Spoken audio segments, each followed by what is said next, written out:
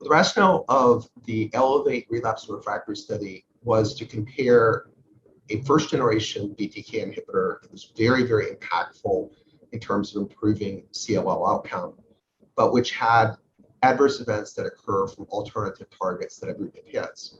And comparing this to a more selective BTK inhibitor that hits less targets irreversibly and has also shown efficacy in CLL, and that drug would be acalabrutinib.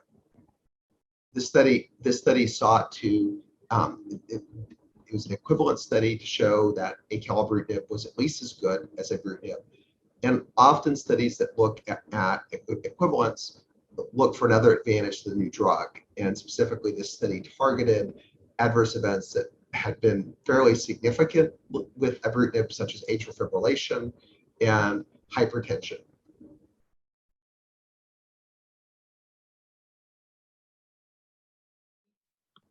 This was a randomized phase 3 study.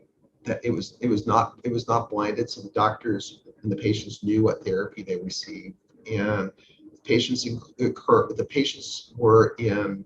It came from high risk group with deletion 17p and 11q and relapse disease. The patients that were not eligible if they had received a BCL2 inhibitor or another B cell receptor signaling agent. So it's a representative population of CLL patients, and the study's primary endpoint was IRC, IRC progression-free survival.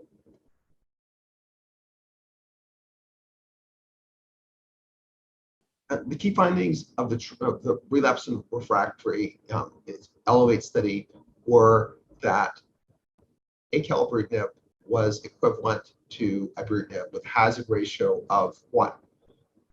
So because equivalence was shown, we were able to go on and look at other endpoints in a predetermined way. And one was atrial fibrillation, which was significantly higher with ibrutinib as compared to acalabrutinib. And other secondary endpoints, overall survival, say infections and Richter's transformation, were similar, although overall survival favored acalabrutinib with a hazard ratio of 0.82, although it overlapped with 1. What was notable as well is that in addition to atrial fibrillation and atrial flutter, there are many more adverse events on the ibrutinib arm that required patients to go off therapy as compared to acalabrutinib. Say the frequency of grade 3 or greater hypertension, pneumonitis, diarrhea, bruising, all were more common with ibrutinib than acalabrutinib. Really, the only adverse event that was seen more with acalabrutinib was headache and cough, and the cough often followed upper respiratory tract infections. So what we learned from this study is that a second generation BTK inhibitor, acalabrutinib, is at least as good as ibrutinib. As I said, survival is favored, and it's much better tolerated by patients. And this enables potentially better combination of approaches for CLL patients, with this second generation molecule.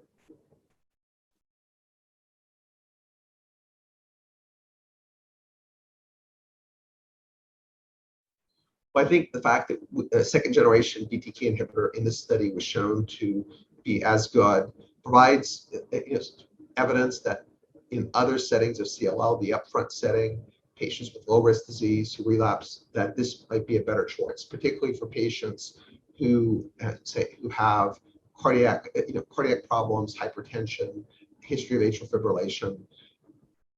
I would say as well, though, that ibrutinib is still appropriate for some patients, or zanubrutinib, another second generation BTK inhibitor, particularly patients who require protein pump inhibitors, where acalabrutinib is problematic to give because of its absorption.